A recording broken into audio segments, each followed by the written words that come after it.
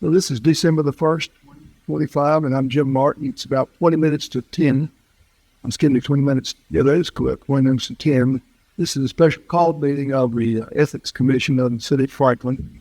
We have received a complaint against one of the members of the board, Mayor and Alders.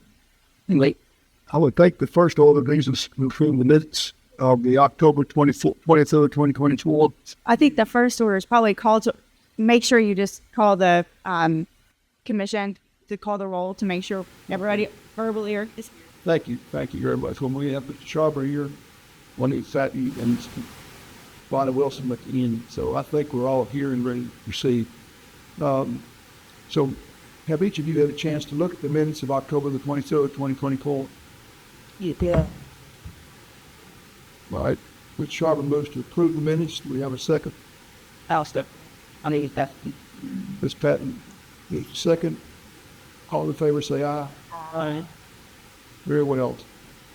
The second order of business is to approve the revisions to the bylaws that we discussed when we were here on October the 23rd, 2024. Have each of you had a chance to read these revisions, and do we have any questions or discussions that you want to pursue before we consider them formally? I know, Gordon. I've read and not having by their ones. Very well. Do we have a motion to approve? A second. The motion is made and seconded to approve the revisions to the bylaws of the Ethics Commission. All in favor say aye. Aye. Very good.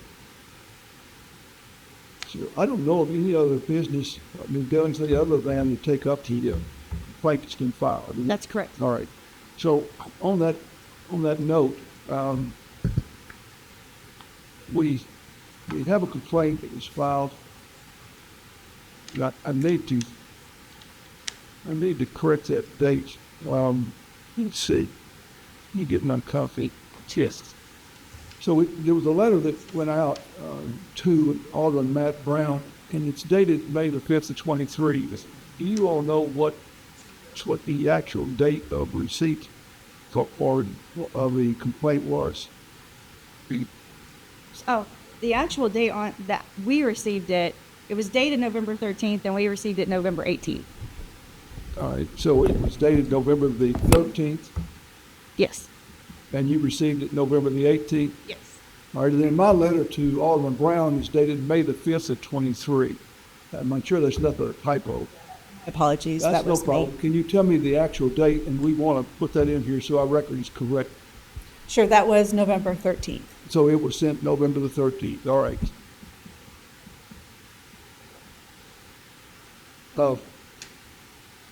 And then that also shows up as the last word in the first sentence. So if you write in November the 13th,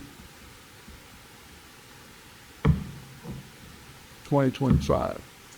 So I think the first order of business then would be to mark for these proceedings the complaint that was received. So if we could mark that, that'd be the first order of business. And that would be received on November the 13th of 2025.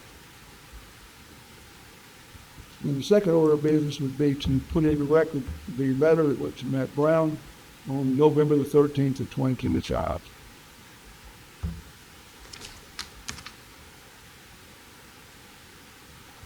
Okay, so it's still at I'm sorry. May I offer a clarification? Let's see, it went on the 18th.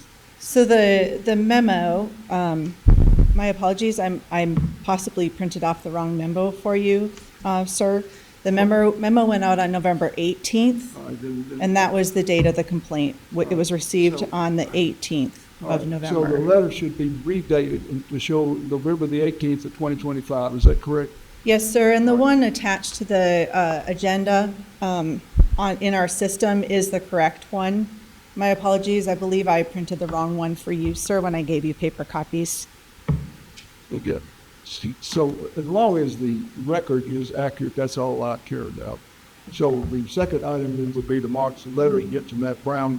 It will be dated November the 18th, 2025, not May the 5th or May the 4th of 2023. there. So in the complaint that we received, there are four. See if I can get them out the work here.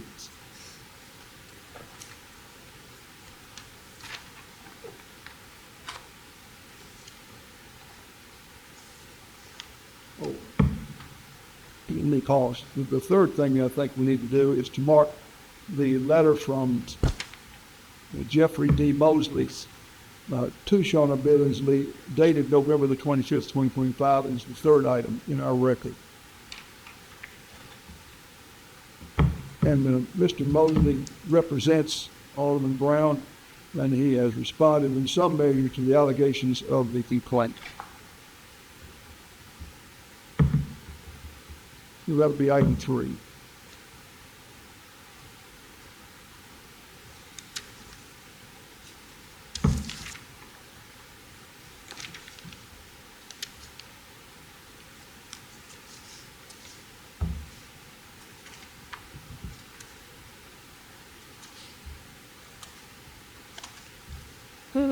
The first page, see, I'm not sure I could with that. Yeah.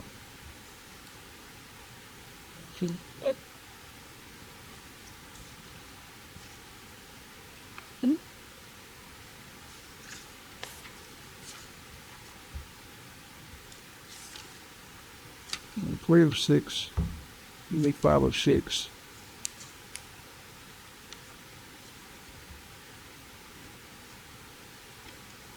They stay. Thank you. She would. Okay. So in the complaint that's dated November the 13th of 2025, there are allegations of incident that occurred on October the 6th of 2025, October the 9th of 2025, October the 10th of 2025, and October the 22nd of 2025. And then finally, October the 23rd of 2025.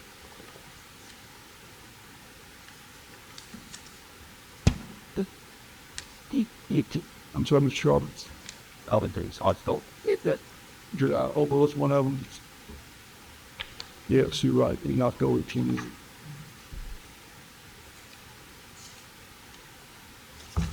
So, yes, sir. Now, the bylaws require that allegations be made on personal knowledge. The chair would note that some of these allegations are not made on personal knowledge. Here, let me see.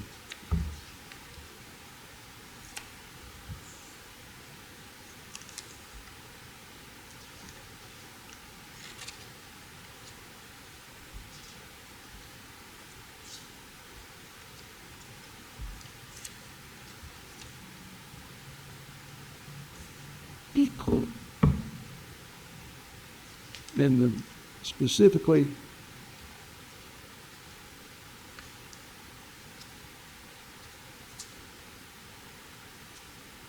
I'm referring to Section 3 of Article 5 on page 4 of the bylaws.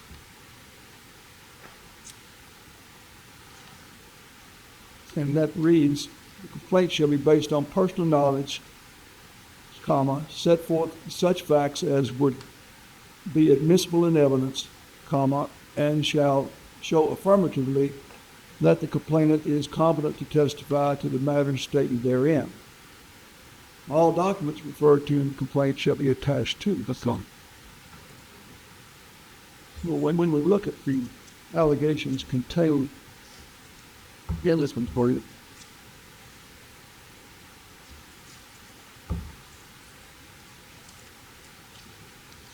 sure.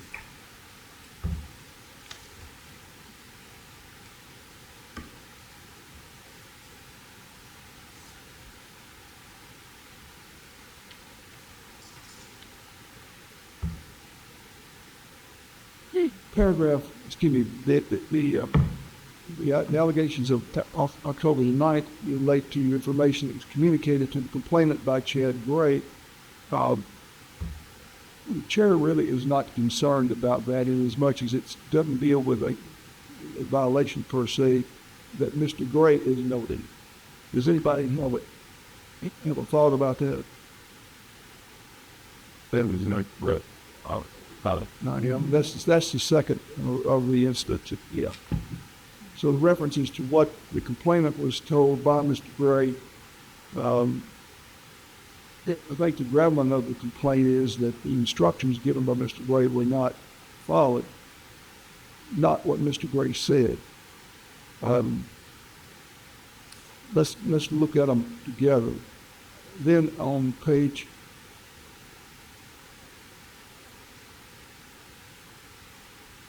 3 of 6, number 4, and if I overlook one, then you all tell me, but I think that's the next one. Look, this is on 3 of 6, October the 22nd, 2025. The allegation here is that one of the volunteers of the complainant, who was recently widowed, told the complaint that Matt Brown did some things.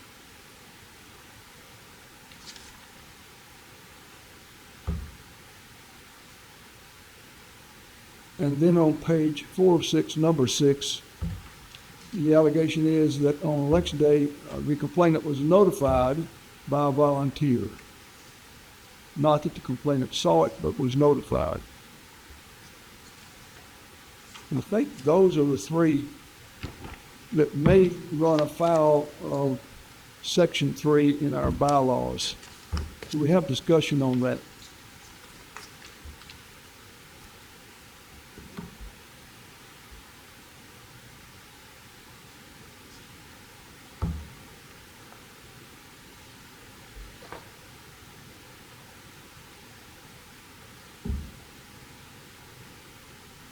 Well, Mr. Chairman, I clearly see what you're referring to on number 4 on page 3 of 6. One of my volunteers. Let me get that in front of me now.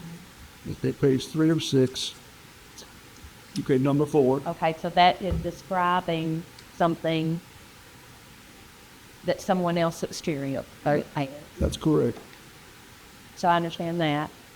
On number 6, October 28th, I can also see clearly it looks like this was something someone else experienced.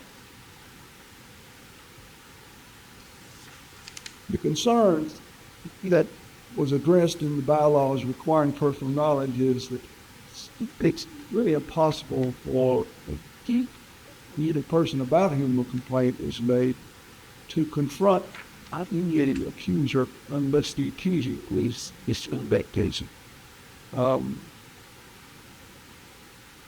It's easy to say, well, somebody told me, and then put it into a complaint, but if the person who communicated the complaint is not the court commission, it was your way for us to judge the appropriateness of what was said. That would be the same would be true if we had a case in court.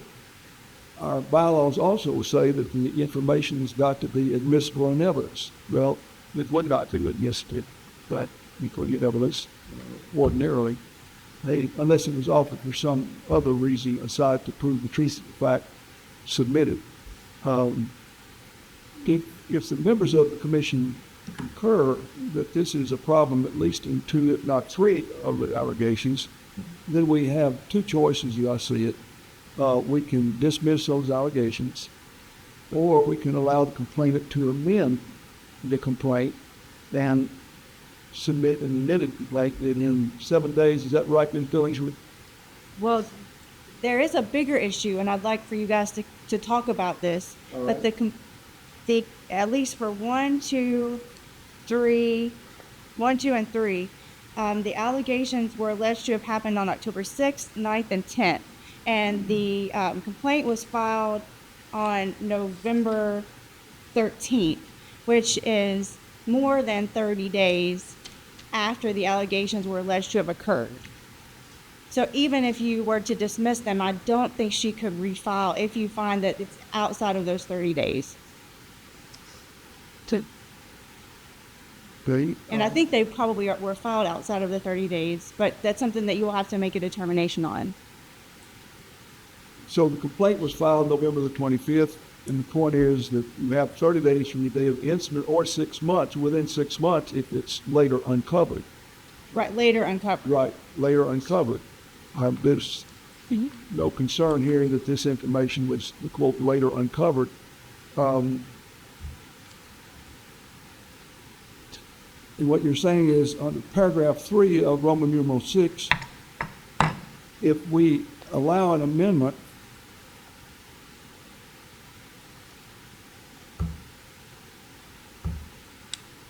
that the amendment still has to be within 30 days? It does, and in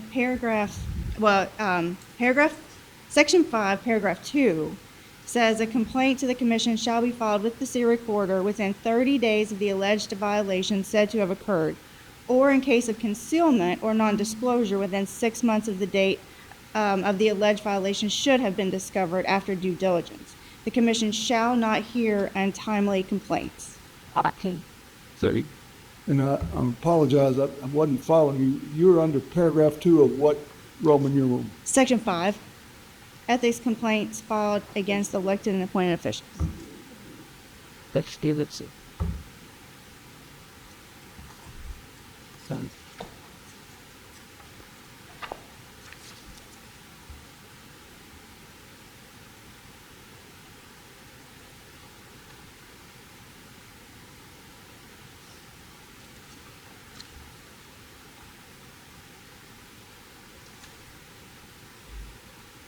E. Yeah. Okay. The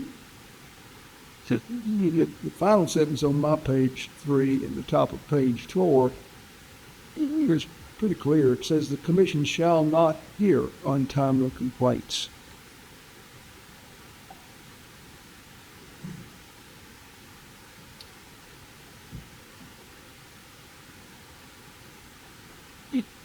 The discussion on that?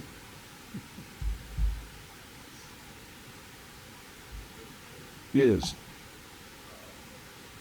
Take the fine. What's it say? Leave it back so. It's a fine, no less preference, special that. That's what I understand. Go. A legend. And that's not the fact, they like 30 days. That's right. Okay, believe that 30 days apart. There's not, talk about your colleges and 7 days. That's this. Right.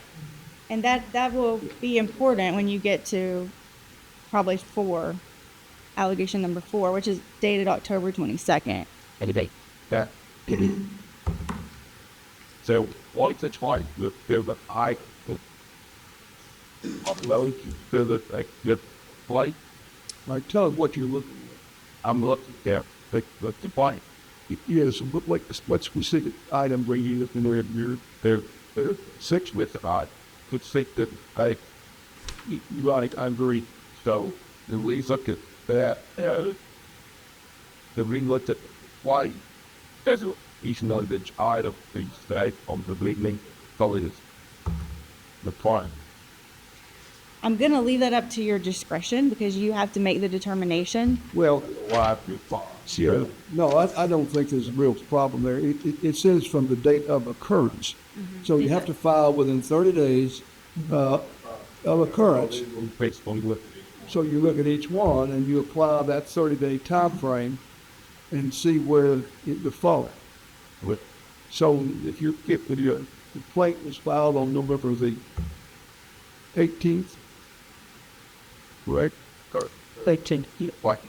Would have She wrote it, she dated it the 13th, but we received it on the 18th. Okay, the 18th. And that would take it back to the end of 30 days prior to that. You're somewhere around October the 18th. They cut that. You have to count, be sure that's correct. There are 31 days in October, so it may be the 19th. Even So when you look at it, that perspective. So, Mr. Chairman, if I understand correctly, then the October 6th, October 9th, and October 10th details we should not consider, because that would not be in a timely manner according to our bylaw.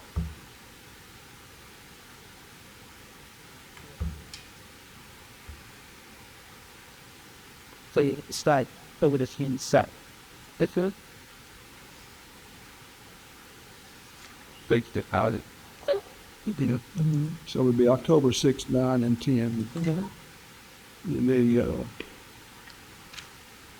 22nd would be allowable, 23rd, 28th. This but twirl it.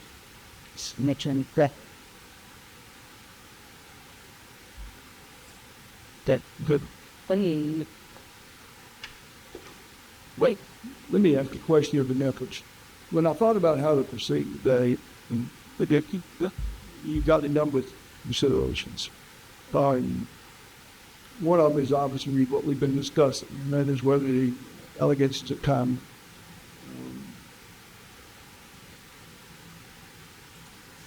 Another is the question of personal knowledge. Then another one, maybe a threshold question, is are the facts in the tree sufficient to establish a violation? The complainant looks at the ethics ordinance. He says, an official, I'm redacting now, may not use or authorize the use of municipal time, facilities, equipment, or supplies for private gain or advantage. Okay, that's one ground legal. What's one legal basis that the complainant relies on?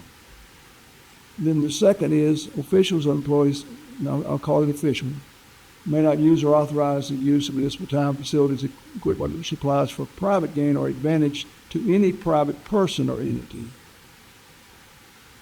And then three, the third legal basis is an official may not use their position to secure a privilege or exemption for themselves not authorized by charter, general law, ordinance, or policy.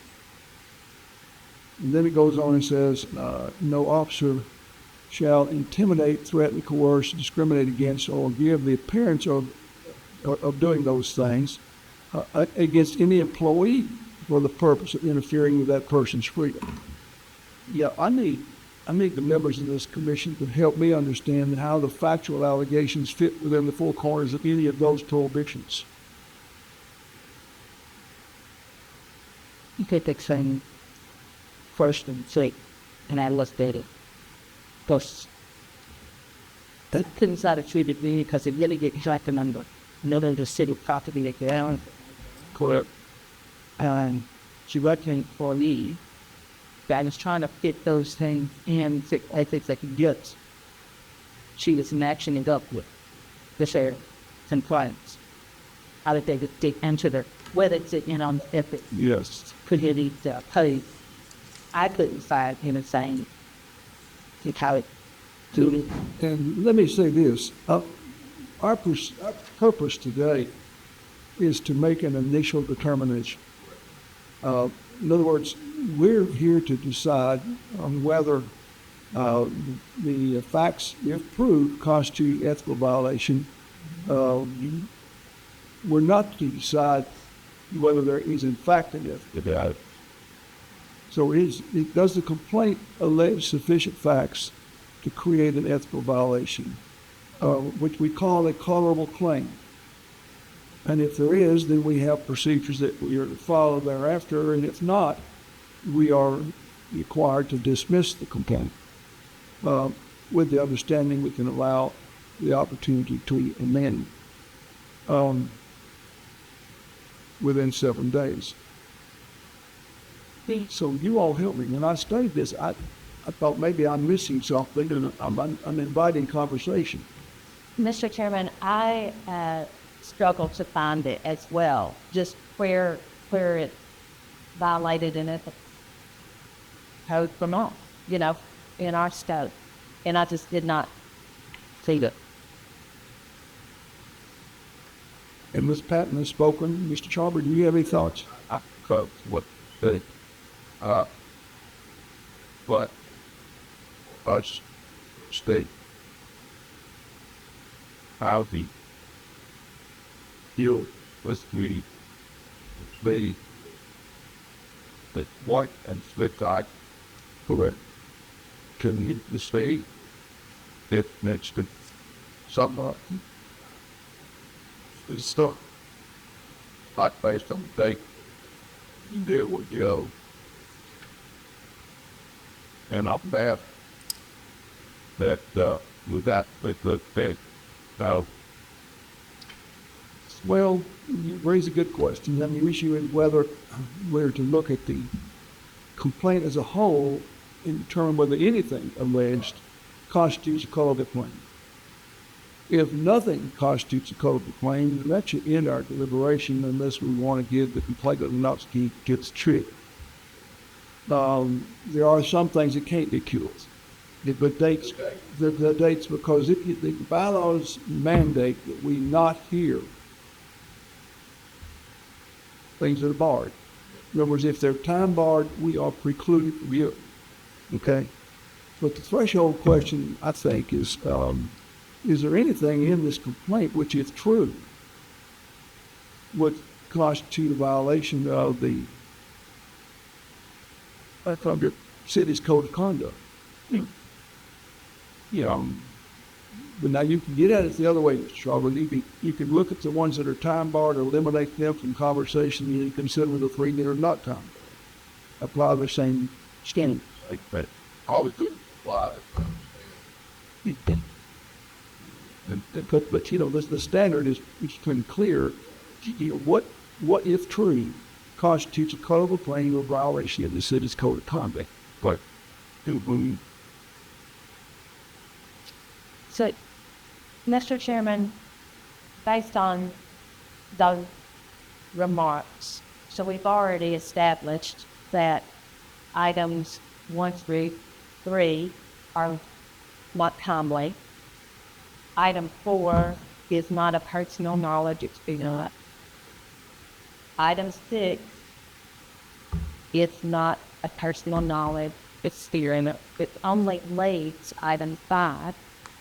And I don't see anything in item 5 that is a violation of our ethics. And also, 5, it's not first, not, I mean, it's not first, and because it's looking at second paragraph, she received a message. Okay? So, they kind of can almost throw that in. So if you look at some of them being time barred, and you look at some of them being inappropriate because they're not being based on personal knowledge, you still get back to the question of the last one, because it constitutes a complaint of that way. That's correct. But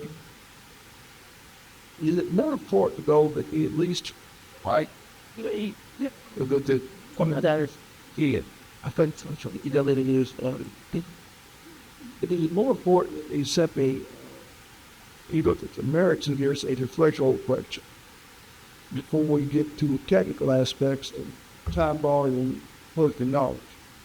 Only, in other words, as a commission, are we better off speaking to the, at least the colorable claim question in writing? And that way the public knows that you're going to come in and you want to allege a violation of our code of conduct. Tell us what section you rely on, which the complainant did, and then tell us how that conduct violates that section. Well, that's where it may be that this complaint falls short. If you're looking at the merits of it on that basis, which is a more important determination possibly than a determination that it's time barred or a determination that it's not based on personal knowledge. Those are more technical in nature as opposed to getting to the merits and see what they do. So, utilizing, Yes. going forward, what we do will hopefully provide guidance for the residents of Franklin in terms of how to frame the complaint and what would be helpful to the commission. Now we can get at it the other way. You certainly can look at the ones that are time barred, so you can hear those. When you look at the two that are, at two, have them in there based on, like the putting on it and then narrow it down to the last. So let's say, for presidential value, it may be more important for us to look at the color of the claim election. So if there's anything in the 6 paragraphs in the thing constitute political claim, what violation of the code conduct. When it doesn't, we can't go forward. He can throw it. Let's start really looking for percent go against a vote like you. That's right. Yeah, and I think if we address the merits of it, the colorable claim question, then we're giving more guidance to our citizens than if we just look at the technical aspect of hearsay versus non-hearsay, or whether it's kind of barred or not kind of barred. Ms. Billingsley, you want to weigh in on this? Or Well, I get what you're saying. The only thing that concerns me is that you cannot consider anything that's not timely filed. So I don't even know if you could even talk about colorable claim or not for 1, 2, and 3, if you feel that it was not timely filed. That's my only concern about. It says we shall not hear it. Right, you shall not But when hear. I think of a hearing, I think we're going to allow it to go forward. We're going to allow the complaint to come in. We're going to allow Mr. Brown to come in. That's what I contemplate as the word here. That's a contested proceeding. And I don't think the sentence that relates to whether it's timely to hear it or not necessarily bars the conversation of whether there's even called a claim. And I think that's great conversation to have on the record. So I appreciate that. I apologize. My hearing is awful. What? I just said I appreciate putting that discussion on the record as to how you're getting there. Fair enough. So what's the pleasure of the commission?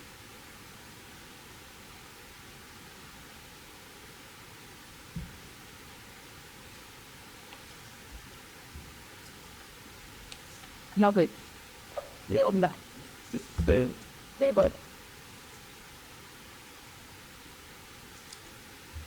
That's like 3 later. I'm out of one kid. But fair enough.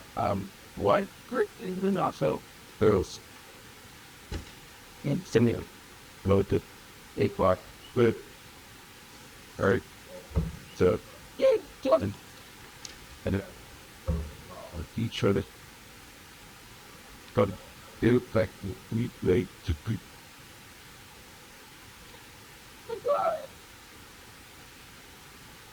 This way, should 2 call him word or equal. I think he thinks.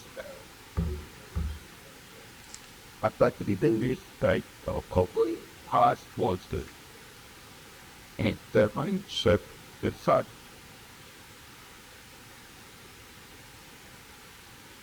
You know, we certainly can't approach that way. But by taking a ruling, what you're saying is, even if we conclude that we can't hear 1, 2, and 3 because they're time barred, you still want the record to reflect that you find that there is no call to claim in those paragraphs. What? No. Any other thoughts? No. You know, actually, pretty each time, well, one, if I. Wait, it's a double blind. Well, no, and let's go. You see, okay. Another one show is great and this no, wait. Okay, but back up.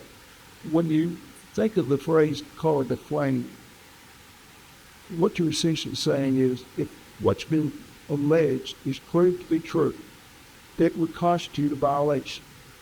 If that standard is not met, there is no calling it claim. Right? Like, Jay, I don't know that your phraseology either invested them. Well, how was it really?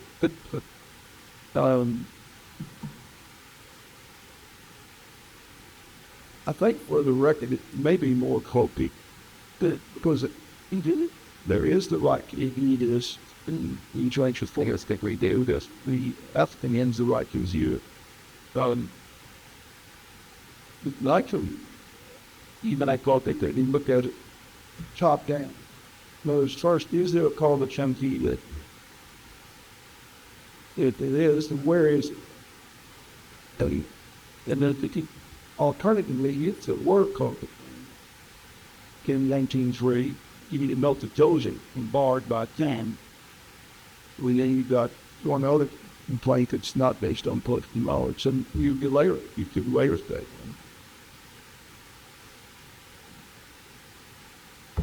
Any other thoughts? Mr. Chairman, my thought is that there is not a colorful tone in this fight. And I do really appreciate, I appreciate the discussion on clarifying, because I found this as I was reading it, is if we are to receive a complaint, we need to understand, we need the complainant to name for us what, ethics is being violated here. Because it gets provided clarity for both the complainant and for us.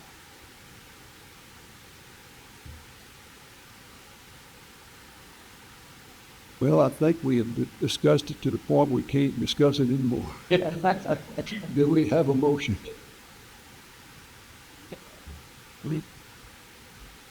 I'll like not a word.